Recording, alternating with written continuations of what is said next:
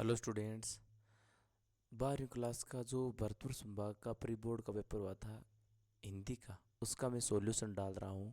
तो शुरू से लेकर अंत तक इसको बताऊंगा। बहुत ही इंपॉर्टेंट है, काफ़ी पर्सन इसके रिवाइज होने वाले हैं ईयरली एग्जाम में, वार्षिक एग्जाम में। तो चलते हैं इस पेपर को सोल्व करने के लिए। ठीक है, तो देखो पहला क्वेश्चन, सूरदास की झोंपड़ी पाठ प्रेमचंद के किस उपन्यास से लिया गया है? प्रेमचंद की रंगभूमि उपन्यास से सूरदास की झोंपड़ी ये उपन्यास लिया गया है। सूरदास की झोंपड़ी में आग लगाने का कार्य किस व्यक्ति ने किया? आग लगाने का कार्य भैरव ने किया था। बिस्कोहर की माटी पाठ में भसीण शब्द का संबंध किस पुष्प से है? भसीण शब्द का संबंध है वो कमल से है। ठीक है। छप्पन का जो काल किस पड़ा था, छप्पन या काल वो किस साल में पड़ा था? वो 1899 में पड़ा था। दे राक्षसी बांध किस नदी पर बनाया जा रहा था? नर्मदा नदी के किनारे, नर्मदा नदी पर बनाया जा रहा था। बनारस कविता में किस ऋतु का वर्णन किया गया है? बनारस कविता में बसंत या वसंत ऋतु का वर्णन किया गया है। ए बैर बाजी बिलो की रेखांकित शब्द का अर्थ बताओ। इसमें कोई शब्द रेखांकित है ही नहीं, तो हमने अर्थ बता ही नहीं पाएंगे। ये थोड़ा गलत क्वेश्चन है। जायसी के 12 मासा का प्रारंभ किस मास से हुआ था? 12 मासा का प्रारंभ जायसी का माघ से हुआ था। दूसरा देवदास कहानी में किस शहर का वर्णन है? हरिद्वार शहर का वर्णन है, और हर की पौड़ी जो हरिद्वार में है उसका वर्णन है। संवदिया पाठ किस भाषा से संबंधित है? संवदिया पाठ है वो कहानी किस विद्या से संबंधित है? कहानी से संबंधित है। प्रेम धन की छाया स्मृति में मिर्जापुर शब्द का अर्थ क्या बताया गया है? लक्ष्मीपुर बताया गया है। समाचार लेखन में ककार की संख्या है, समाचार लेखन में जो ककार की संख्या है वो 6 है। उल्टा पिरामिड शैली का प्रयोग कब प्रारंभ हुआ? 19वीं शताब्दी में हुआ था, 1845 में। ठीक है। संवाददाताओं में कार्य विभाजन का क्षेत्र क्या कहलाता है? बीट कहलाता है। बीट कवर करने वाले रिपोर्टर को क्या कहते हैं? संवाददाता कहते हैं। ठीक है। दूसरा काव्य गुण में कठोर वर्णों और संयुक्त अक्षरों का प्रयोग होता है। काव्य गुण में कौन से काव्य गुण में कठोर वर्णों और संयुक्त अक्षरों का प्रयोग होता है? तो इसका उत्तर है माधुर्य गुण में। माधुर्य काव्य गुण में, माधुर्य गुण जो काव्य गुण है उसमें कठोर वर्ण और संयुक्त अक्षरों का प्रयोग होता है। बतरस लालची लाल की मुरली धरी लुकाए, इस काव्य पंक्ति में काव्य गुण है। इस काव्य पंक्ति में श्रृंगार रस या हास्य काव्य गुण है। श्रृंगार रस या हास्य इन दोनों में है। कुंडलियां एक मात्रिक छंद है, तो कौन सा मात्रिक छंद है कुंडलियां? कुंडलियां एक विषम मात्रिक छंद है। ठीक है। हरि गीतिका छंद में चरण होते हैं, 4 चरण होते हैं। अलंकार में कारण के बिना कार्य की उत्पत्ति का वर्णन हो उसे विभावना अलंकार कहते हैं। विभावना अलंकार। जहां उपमान की उपेक्षा उपमेय में गुणों की अधिकता से श्रेष्ठ सिद्ध किया जाता है वहां पर व्यतिरोक व्यतिरोक व्यतिरोक अलंकार होता है। ठीक है। अब ये आगे पद्यांश गद्यांश आया है, इस गद्यांश के पढ़ करके नीचे वाले आंसर देने हैं। तो प्रस्तुत गद्यांश में उचित शीर्षक देना है। तो ये गद्यांश किस बारे में, इसको पढ़ लो। इसमें तुलसीदास का योगदान है वो बताया गया है। तुलसीदास का योगदान, कि तुलसीदास का काव्य में क्या योगदान है वो बताना है। निर्गुण और सगुण को एक अंतर बताना है। निर्गुण में क्या होता है कि वो ईश्वर को बिना रूप मानते हैं, कि ईश्वर का कोई रूप नहीं है। और सगुण में जो विचारधारा है, सगुण विचारधारा ईश्वर को एक रूप में मानती है, मूर्ति पूजा के रूप में वो मानते हैं कि राम श्याम मोहन, राम श्याम निराम है या कृष्ण है ना। ये ईश्वर है, ये सगुण मानते हैं। निर्गुण है वो ईश्वर को किसी भी रूप में नहीं मानते हैं। ठीक है। वैष्णवों और शाक्तों में सवर्ण्य कार्य किसने किया? तुलसीदास ने किया था। ऊपर दिया हुआ है वैष्णव और शाक्तों, देखो यहाँ पर उन्होंने व्यक्तों और शाक्तों को मिलाया था, वैष्णव और शाक्तों को ये तुलसीदास ने मिलाया था। ठीक है। गोस्वामी तुलसीदास ने अपना उपास्य किसे माना? राम को माना था। अपना उपास्य राम को माना था, श्री राम को। श्री राम लिख दो। ठीक है। राम दीन बिंदु थे। राम दीन बंधु क्यों थे? क्योंकि सबरी गीद सुसेवकानी सुगति किन्ही रघुनाथ, यानी सबरी के बेर खा करके उसको भी सुगति दी थी। तो राम दीन बंधु इसलिए थे कि उसने सबरी के बेर खाकर भी उसको सुगति दी थी। ये सही है। इसका कौन से का ये है पांचवें उत्तर। तुलसीदास ने जन साधारण के लिए भक्ति आंदोलन में क्या किया? जन साधारण के लिए भक्ति आंदोलन में, है ना, श्रेष्ठ देन थी। उन्होंने निर्गुण पंथियों और सगुण मतावलियों को एक किया था और उन्होंने वैष्णव और शाक्तों को मिलाया, ये कार्य किया था उस तुलसीदास ने। ये छठे का उत्तर है। आगे देखो, आगे पद दिया हुआ है, इसका उत्तर लिखना। देखो, प्रस्तुत गद्यांश में उचित शीर्षक देना है। तो इसमें क्या दिया गया? इसमें दिया गया है कि जो भुजबल है, मेहनत है, उसका मेहनत के बारे में है ये, है ना।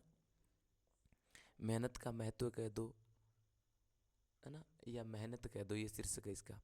रेखांकित शब्द का अर्थ बताइए। इसमें रेखांकित है ही नहीं, कौन सा शब्द रेखांकित है पता ही नहीं चल रहा है इसमें।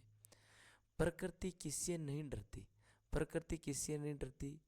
देखो, प्रकृति नहीं डर सकती, यानी जो भाग्य है उससे कभी प्रकृति डर नहीं सकती। इसमें दिया हुआ है, ब्रह्मा से कुछ लिखा भाग्य में मनुज नहीं लाया, यानी ब्रह्मा से कुछ लिखा के मनुष्य, भाग्य में कुछ लिखा के मनुष्य लेके नहीं आया। अपना सुख उसने अपने भुजबल से ही पाया है।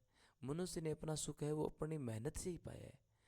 प्रकृति नहीं डर कर झुकती कभी भाग्य के बल से, तो भाग्य के बल से प्रकृति नहीं डरती, भाग्य के बल से नहीं डरती प्रकृति। मनुष्य अपना सुख किस प्रकार प्राप्त करता है? मनुष्य अपना सुख भुजबल से प्राप्त करता है, मेहनत से, भुजबल से सुख प्राप्त करता है। प्रकृति किसके सामने हार मानती है? प्रकृति है वो किसके सामने हार मानती है? सदा हारती हुए मनुष्य से, उधम से, श्रम जल से। वो प्रकृति है हमेशा मनुष्य से हार जाती है। मनुष्य जो बुरे कर्म करता है, नष्ट कर रहा है प्रकृति को, उससे प्रकृति हार जाती है। उद्यम से हार जाती है, मेहनत है उससे हार जाती है। और श्रम जल और श्रम है उससे मन प्रकृति हारे जाती, इन तीन चीजों से प्रकृति हार जाती है। भुजबल का महत्व है, भुजबल का मतलब होता है मेहनत है, मेहनत का बहुत महत्व है। अब देखो छोटे क्वेश्चन है 2-2 नंबर के, वो मैं बताने जा रहा हूँ। कुटज निबंध में मानव के लिए क्या संदेश देता है? कुटज निबंध है वो मानव के लिए संदेश देता है कि विकट परिस्थितियों से हिम्मत नहीं हारनी चाहिए। विकट परिस्थितियों में हिम्मत नहीं हारनी चाहिए, हारनी चाहिए, ये संदेश देता है कुटज निबंध। सांझा लघु कथा में मूल संवेदना है। सांझा लघु कथा में मूल संवेदना है कि लोगों से मिलकर काम करना चाहिए, सांझा करना चाहिए, लोगों से मिलकर काम करना चाहिए, या सांझा करना चाहिए।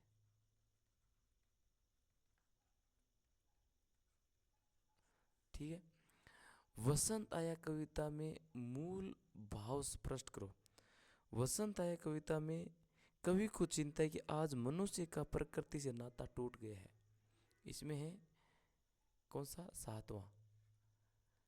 कवि को चिंता है कि आज मनुष्य का नाता, मनुष्य का नाता प्रकृति से, मनुष्य का नाता टूट गया है। प्रकृति का नाता मनुष्य से टूट गया है।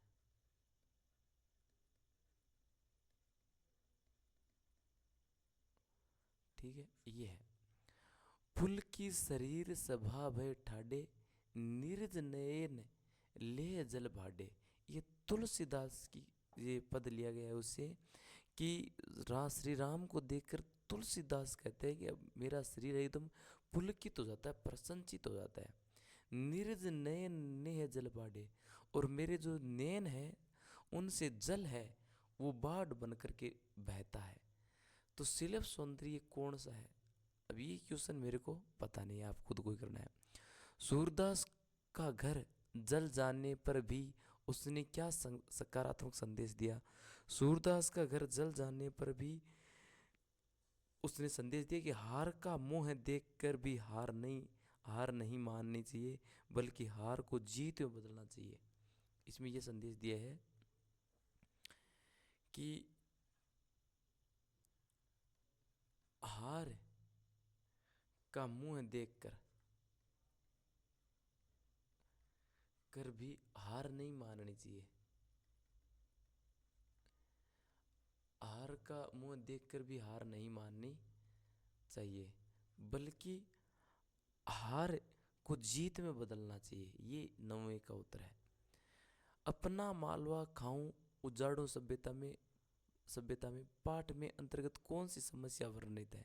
इसमें पर्यावरण समस्या वर्णित है। पर्यावरण की समस्या वर्णित है इस पाठ में। माधुर्य गुण और ओज गुण में एक अंतर बताना है। देखो 11वां, माधुर्य गुण में पढ़ने पर वीर उल्लास और जोश का भाव उत्पन्न होता है। माधुर्य गुण में क्या होता है? पढ़ने पर वीरता का भाव आता है, जोश और उल्लास का भाव आता है। ठीक है। और ओज गुण में क्या होता है? पढ़ने पर, काव्य को पढ़ने पर आनंद की अनुभूति होती है, कि अनुभूति होती है। तो ये दोनों में यही अंतर है, वीर जोश और उल्लास का, इसमें आनंद की अनुभूति होती है। फीचर की 2 विशेषता लिखो। बिल्कुल सिंपल है। फीचर है वो कैसा होना चाहिए? मानवीय रुचि पर आधारित होना चाहिए। मानवीय रुचि पर आधारित होना